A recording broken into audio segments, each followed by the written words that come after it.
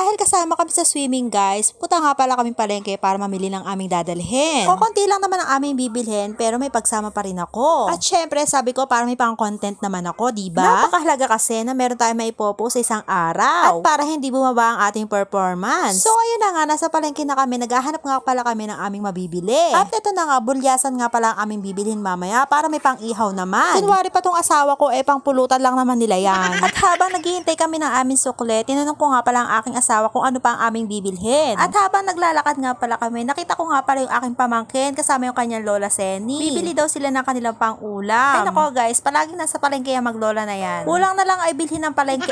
Charis lang. So ayun, nakakita nga pala ako ng alamang. Masarap kasi ibaon sa swimming ang alamang guys. Pagkatapos pritong talong. So ayun, ito mura na yung talong kaya bumili kami ng 2 kilo. At ayun na nga, uuwi na kami para magluto ng aming dadalhin. At pagkatapos ko nga pala makapagluto, ayan, nakapagayak na ako. Tingnan nyo si Yuna, naka-swimsuit pa. Talagang ready na rin tong aking baby kita nyo, may salbabida pa. At ito na nga guys, nasa Boying na kami. Mura nga lang pala entrance dito at napakaganda. At napakalamig na tubig. At ayan, dahil nauna na yung aming kasama, sumunod na lang kami ng aming kumpare. Ang kasabay nga pala namin ay si Maring Jella, Paring Toto at si Chawi at si Lian. At ayan, nadat na namin sila nakakain. So ayun, kakain na rin kami. At syempre, alam nyo na, ang Maring nyo, hindi papahuli sa Chibugan. At ayan, kitang-kita nyo naman, napakadami namin pagkain. Nagpabidyo nga pala ang inyong kumare, guys. At itong si Lian ay ayaw sumama sa aking video. Ay si Lian, parang ewan, takot ata sa camera, guys. At habang busy sila sa pagkain, kami ni Yuna ay pupunta muna sa swimming pool. Pagkadating nga pala namin dito, guys, si Ate Bambe tumalon kaagad sa swimming pool. Kala mo hindi nakakapag-swimming aring batang are. So ayun, charis lang, guys. At ayan, guys, kitang-kita nyo, napakalinaw ng tubig. Ay tingnan nyo si Kuya Justin Aaron ay nasa tabi lang ng swimming pool. At talaga enjoy na enjoy ang mga batang are, guys. Talaga marami nagsiswimming dito, guys, sa Boying kasi sobrang lamig ng tubig at running water pa. Saktong-sakto yung lamig niya ngayong tag-init. Sobrang dami talaga nagsiswimming dito, guys, lalo na pag ganitong summer. Tingnan nyo naman ang kumari nyo, talaga tamang gilid lang ng pool. Ayan, atat na atat kasi mag-swimming, hindi naman marunong maglangoy. Marunong naman ako maglangoy, guys, kaso hanggang 5 feet nga lang. At ayan, si Dina Dingle may pag-picture pa. Sabi niya, picturean ko daw siya, pero